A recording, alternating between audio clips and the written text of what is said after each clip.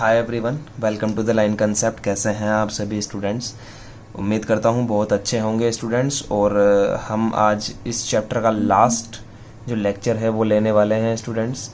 तो चलिए स्टूडेंट्स, बिना कोई टाइम वेस्ट करे हम स्टार्ट करते हैं स्टूडेंट्स। चलिए, सबसे पहला जो हमारा टॉपिक है स्टूडेंट्स, उसका नाम है आज का मेटेलिक रेडियस। इससे पहले पिछले वाले लेक्चर के अंदर हम लोग दो रेडियस के बारे में बात कर चुके हैं। पहली रेडियस थी स्टूडेंट्स हमारी कोवेलेंट रेडियस, दूसरी थी हमारी वॉन डेर वाल रेडियस, और तीसरी रेडियस जो आती है जैसे वैसे कि मेटेलिक रेडियस ऐसे कोई खास रेडियस नहीं है। खास रेडियस सिर्फ दो ही होती है स्टूडेंट्स, मेटेलिक कोवेलेंट रेडियस और दूसरी वॉन डेर वाल रेडियस। बस ये दो ही होती है। अगर आपसे पूछें कि कितने टाइप की रेडियस होती है तो आप दो ही बताएंगे, van der Waal and covalent. ठीक है, ये तीसरी होती है, ऐसे होती है, उनकी टाइप ही है, लेकिन हमें पढ़ना है तो चलिए पढ़ते हैं हम स्टूडेंट्स। देखिए स्टूडेंट्स, पहले समझेंगे बाद में हम लोग इसको लिखेंगे। चलिए पहले समझिए स्टूडेंट्स, अगर आपके पास में दो एटम है और दोनों एटम किसके हैं? मेटल के हैं, मेटल 1 एंड मेटल 2।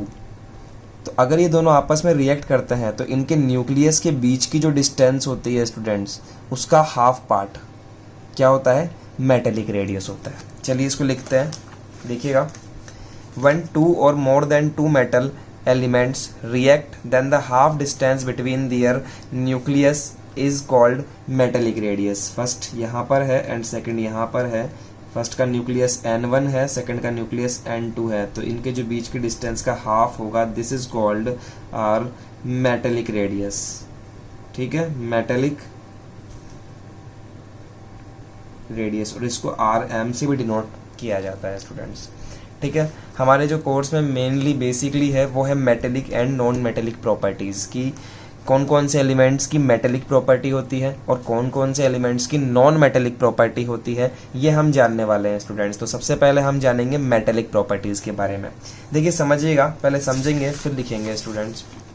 देखिए स्टूडेंट्स, अगर कोई एलिमेंट मेरे पास में है, जैसे सपोज मेरे पास में Na है, अगर Na एक एलिमेंट निकाल दे अपने अंदर से, तो क्या ये Na प्लस ऐसे बन जाएगा क्या? यानी कि Na प्लस बनेगा, इसका मतलब है सोडियम कैटायन, Na कैटायन बनेगा स्टूडेंट्स। तो आपको मैं एक बात बता दूं कि जो जितना कैटायन होता है ना स्टूडेंट्स, जो जितना कैटायन होता है वो उतना ही ज़्यादा मेटेलिक होता है। ठीक है, अगर आपको मेटेलिक देखना है कि ये मेटेलिक है या नहीं है, तो आप सीधा सा उसका कैटायन देखो कि क्या वो कैटायन है। अगर वो कैटायन है तो इसका मतलब वो मेटेलिक है स्टूडेंट्स। समझ गए एवरीवन? चलिए इसको लिखेंगे कैसे, कुछ इस टाइप से डेफिनेशन हमारे पास में है। The tendency of formation cation. ठीक है, कैटायन बनाने की tendency by losing electron, by losing मतलब कि इलेक्ट्रॉन देकर, from N atom of element is called it's metallic property. ठीक है स्टूडेंट्स, नेक्स्ट जो बात है वो ये है कि जो एल्कली मेटल्स होते हैं, मतलब ग्रुप 1 के जो एलिमेंट्स होते हैं, ये वाले आप देखिएगा यहाँ पर, ग्रुप 1 के जो एलिमेंट्स होते हैं स्टूडेंट्स, ये वाले, इनकी जो मेटेलिक प्रॉपर्टी होती है स्टूडेंट्स वो सबसे ज़्यादा होती है। क्यों होती है वो देखिए, क्योंकि क्या है कि स्टूडेंट्स इनके जो आउटर मोस्ट शेल होते हैं उसमें एक या दो इलेक्ट्रॉन पाया जाता है। देखिए जो इनके आउटर मोस्ट शेल होते हैं उसके अंदर कितना इलेक्ट्रॉन होता है? एक या दो। और ये इजीली इनको क्या कर देते हैं? दे देते हैं, इजीली दे देते हैं। ESILY, इजीली इनको डोनेट कर देते हैं, दे देते हैं, इसलिए इन पर क्या आ जाता है? प्लस आ जाता है, कैटायन बन जाते हैं ये इजीली। और जो इजीली कैटायन बनता है वो क्या होता है? मेटेलिक होता है। तो alkali metals of Group 1 are called most electropositive elements because these elements form cation by electron easily by donating, आप लिखिए donating, DONATING, donating electron easily. These elements are mostly metallic in nature. These elements have most metallic properties. और इन elements के पास में क्या होता है? Most metallic properties होती है।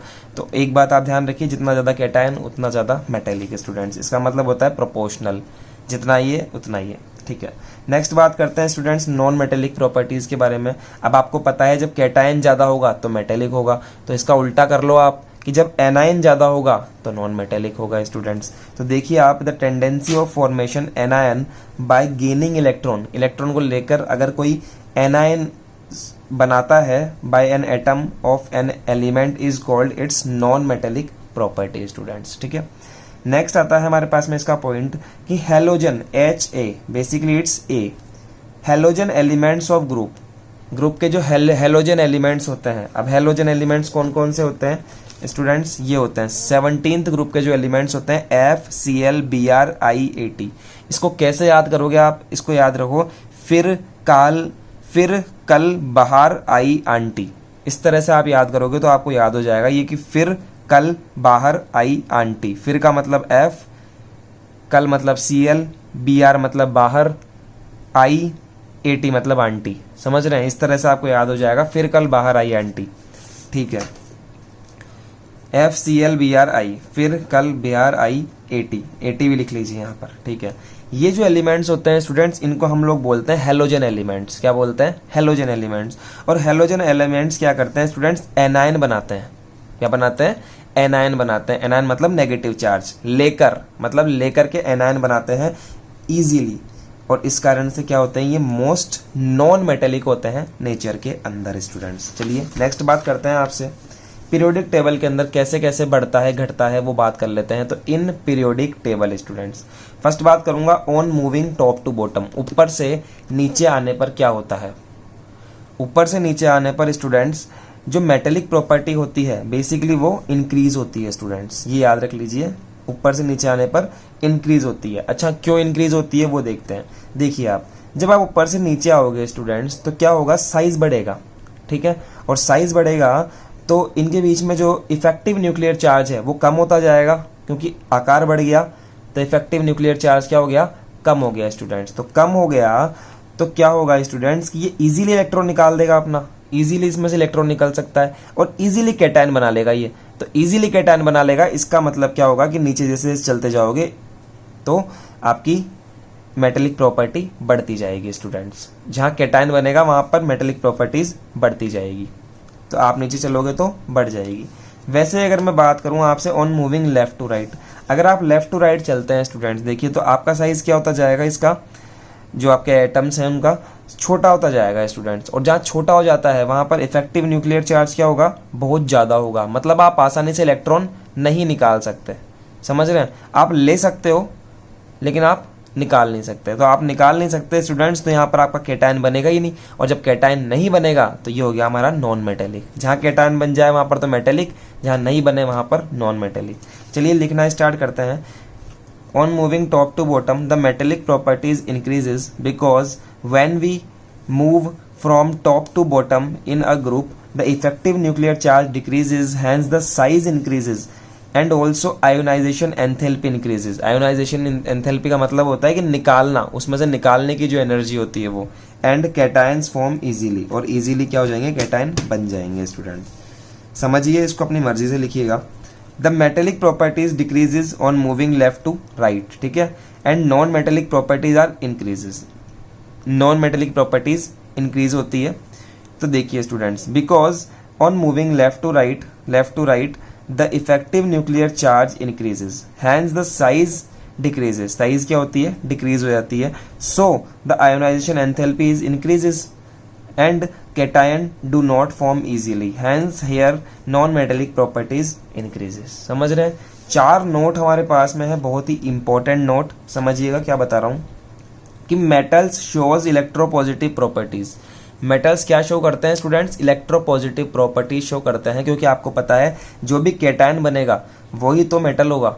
तो metals show electropositive properties, so these are electropositive. तो ये क्या होती है, इलेक्ट्रोपॉजिटिव होते हैं, मतलब कि कैटायन होता है। नेक्स्ट है, जो नॉन मेटल्स होते हैं वो क्या करते हैं, इलेक्ट्रोनेगेटिव प्रॉपर्टी शो करते हैं, इसलिए ये क्या होते हैं, इलेक्ट्रोनेगेटिव होते हैं, मतलब कि एनायन होते हैं स्टूडेंट्स। नेक्स्ट बात करते हैं कि oxides of metals are basic. Metals के जो ऑक्साइड होते हैं, समझ रहे हैं, जैसे कि ZnO, जिंक का ऑक्साइड, ये क्या होता है स्टूडेंट्स, बेसिक होते हैं ये, ठीक है। और नॉन मेटेलिक का जो ऑक्साइड होता है वो एसिडिक होता है, ये आपको याद रखना है। नेक्स्ट बात होता है स्टूडेंट्स कि a zigzag line is made to separate the metals and non metals. एक जिगजैग लाइन होती है स्टूडेंट्स, ये वाली, एक किसी भी पीरियोडिक टेबल के अंदर, आप जूम करके देखिएगा, देखिए नजर आ रही होगी आपको, और जूम करके दिखाएं आपको, देखिए और जूम करके देखिए, ये जिगजैग लाइन स्टूडेंट्स आपको नजर आ रही होगी, this is called zigzag line. Students ये जिगजैग लाइन क्या करती है, इस तरफ तो आपके मेटल्स, मतलब इस तरफ तो मेटल्स और इस तरफ नॉन मेटल्स को अलग अलग करती है। ये समझ रहे हैं आप, जिगजैग लाइन का काम है कि इस तरफ तो मेटल्स और इस तरफ नॉन मेटल्स का काम करती है अलग अलग करने का। ठीक है स्टूडेंट्स, इस तरफ के नॉन मेटल हैं, इस तरफ के मेटल्स हैं, और इसके ऊपर जो लिखे हुए हैं students B, S I, G E, A S, T E, A T और पी ओ और एस बी, ये जितने भी है ना स्टूडेंट्स, इनको हम कहेंगे मेटलॉइड्स। देखिए एग्जाम में क्वेश्चन पूछता है कि व्हाट आर द मेटलॉइड्स, तो आपको इनमें से कोई भी 2-3 जो भी आपको नाम है वो आपको याद रखने पड़ेंगे। कौन कौन से हैं, boron, silicon, germanium, arsenic, S B मतलब एंटीमनी, टेलुरियम और पोलोनियम। ठीक है, बोरोन लिख लीजिए आप, मैं आपको बता रहा हूँ नाम, boron, silicon, germanium, arsenic, antimony, tellurium, polonium are metalloids. ठीक है एवरीवन, तो इस तरह से आपको याद करने हैं। हम लोग इसको वापस से जूम आउट कर देते हैं ताकि आप ढंग से देख पाएं। तो स्टूडेंट्स ये हमारे चैप्टर की थ्योरी यहाँ पर कंप्लीट होती है। अब लास्ट टॉपिक मैं आपको बताने जा रहा हूँ इस चैप्टर का, वो है हमारा एक डायग्राम। देखिए स्टूडेंट्स, ये एक रफ डायग्राम है जो मैंने आपके लिए बनाया है। इसको हम ऐसे मान सकते हैं स्टूडेंट्स कि ये हमारी एक पीरियोडिक टेबल है, क्योंकि पीरियोडिक टेबल ऐसी दिखती है, देखिए आप, ऐसी दिखती है पीरियोडिक टेबल। तो मैंने एक रफ डायग्राम बना लिया है यहाँ पर पीरियोडिक टेबल का। भाई पूरी पीरियोडिक टेबल तो मैं नहीं बना रहा हूँ यहाँ पर, इसलिए। और हमें ये चीज़ देखनी है स्टूडेंट्स कि यहाँ पर क्या क्या होता है। अब आपको एक बात पता है कि जब हम ऊपर से नीचे आते हैं तो एटॉमिक रेडियस क्या होती है, बढ़ती है स्टूडेंट्स। साइज बढ़ता है ना, छोटा, फिर बड़ा, फिर और बड़ा, फिर और बड़ा, और फिर और बड़ा, और फिर इससे भी बड़ा। तो हम क्या लिखेंगे, एटॉमिक रेडियस इंक्रीजेस, इस तरह से बढ़ रही है तो एटॉमिक रेडियस। इधर से इधर चलने पर साइज क्या होता है स्टूडेंट, छोटा होता है, तो छोटा बना दो इस तरह से। पता होना चाहिए कि एटॉमिक रेडियस इधर से इधर आने पर बढ़ती है। देखिए इस तरफ तीर लगाया है, मतलब कि इस तरफ आने पर बढ़ती है। दूसरी बात स्टूडेंट्स, आपको पता है कि ऊपर से नीचे आने पर जो इफेक्टिव न्यूक्लियर चार्ज है वो क्या होता जाएगा, कम होता जाएगा स्टूडेंट्स। इसलिए इलेक्ट्रोनेगेटिविटी है ना, वो नीचे से ऊपर जाने पर बढ़ेगी। ठीक है, तो आप याद रख लो कि इलेक्ट्रोनेगेटिविटी इधर से इधर जाने पर बढ़ती है, और इलेक्ट्रोनेगेटिविटी यहाँ से इधर जाने पर, लेफ्ट टू राइट जाने पर भी बढ़ती है स्टूडेंट्स। नेक्स्ट बात करते हैं कि मेटेलिक प्रॉपर्टीज जो होती है हमारी, ऊपर से नीचे आने पर बढ़ती है स्टूडेंट्स, क्योंकि साइज बढ़ता है और ये आसानी से कैटायन बना सकता है। तो आसानी से कैटायन बना लेगा तो ऊपर से नीचे आने पर इंक्रीजेज मेटेलिक प्रॉपर्टीज। ठीक है, और इधर से इधर जाने पर साइज छोटा होता है, इसका मतलब इजीली कैटायन नहीं बन सकता है। इसका मतलब कि नॉन मेटेलिक प्रॉपर्टीज बढ़ती है लेफ्ट टू राइट जाने पर, तो इंक्रीजेज नॉन मेटेलिक प्रॉपर्टीज। जहां नॉन मेटेलिक प्रॉपर्टीज इंक्रीज हो रही है, इसका मतलब मेटेलिक प्रॉपर्टीज डिक्रीज होगी। समझ रहे हैं बात को, इसका उल्टा लिखना है हमें यहाँ पर। जब हमारा मेटेलिक प्रॉपर्टीज इंक्रीज हो रही है नीचे आने पर, तो नॉन मेटेलिक प्रॉपर्टीज डिक्रीज होगी, डिक्रीजिंग नॉन मेटेलिक प्रॉपर्टीज। ठीक है स्टूडेंट्स, एक इंपॉर्टेंट बात यहाँ पर मैं करना चाहूंगा आपसे, इसको बना लेना आप, कि यहाँ लास्ट के जो एलिमेंट्स होते हैं स्टूडेंट्स, इसको हम कहते हैं 18th ग्रुप। कौन सा ग्रुप है ये, 18th ग्रुप। और आपको मैंने पहले बताया था कि 18th ग्रुप के जितने भी एलिमेंट्स हमारे पास में होते हैं, हीलियम है ना, और आर्सेनिक, आर्सेनिक ऑर्गन, आर्गन हो गया, फिर क्रोमियम हो गया, क्रिप्टोन, सॉरी क्रिप्टोन, फिर जिनोन हो गया, और फिर आर्यन हो गया। ठीक है, इस तरह के ये वाले जो एलिमेंट्स होते हैं स्टूडेंट्स, कौन से 18th ग्रुप के जो एलिमेंट्स होते हैं, इनकी जो वैलेंसी होती है वो 0 होती है स्टूडेंट्स। आपको ये बात पता होगी। वैलेंसी 0 का मतलब है कि इनके आउटर मोस्ट जो शेल होते हैं, आउटर मोस्ट शेल, वो पूरे पूरे भरे हुए रहते हैं स्टूडेंट्स। 5 6 7 1 2 3 4 5 6 7 and this is 8। इनके जो आउटर मोस्ट शेल होते हैं स्टूडेंट्स, वो पूरे भरे हुए रहते हैं। इस कारण से ये किसी के साथ में रिएक्ट नहीं कर पाती है। समझ रहे हैं आप, किसी भी और गैस के साथ में या किसी एटम के साथ में ये रिएक्ट नहीं होती है।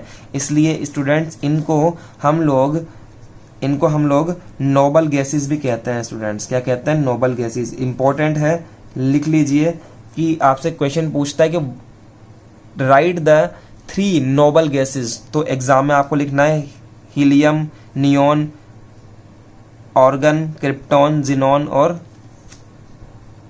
रेडॉन। ठीक है, तो इस तरह से आपको ये कोई भी 2 या 3 आपसे पूछ लेता है एग्जाम में, तो ये आपको याद होनी चाहिए स्टूडेंट। इनको कैसे याद करेंगे वो सुनिए। इनको आपको याद करना है स्टूडेंट्स, हीना, नीना और करीना जीनत रानी। क्या बोल रहा हूँ? हीना, नीना और करीना जीनत रानी। लिख लीजिए इसका यहां पर, हीना, नीना और करीना जीनत रानी। ये वर्ड तो याद कर सकते हो, हीना, नीना और करीना जीनत रानी। तो हीना HE, नीना NE और मतलब AR, करीना मतलब KR, जिनॉन मतलब XE और रानी का मतलब RN, रेड ऑन। तो ये वाले होते हैं स्टूडेंट्स। दूसरी बात करते हैं, इतनी बात कर ली, हाँ बस इतनी बात करनी है हम आपसे। तो स्टूडेंट्स ये चैप्टर हमारा यहाँ खत्म होता है, ये कंप्लीट नोट्स हमारे यहाँ पर खत्म होते हैं। अब मैं आपको कुछ क्वेश्चंस दे रहा हूँ इस चैप्टर के, आपको वो क्वेश्चंस करने हैं स्टूडेंट्स जो मतलब कि मैंने आपको नोट्स में नहीं करवाए हैं, ठीक है। जो मैंने आपको नोट्स में करवा दिए हैं वो तो आपको करने नहीं है, ठीक है। लेकिन जो नोट्स में नहीं करवाए हैं स्टूडेंट्स, वो क्वेश्चंस आपको कॉपी के अंदर करने हैं।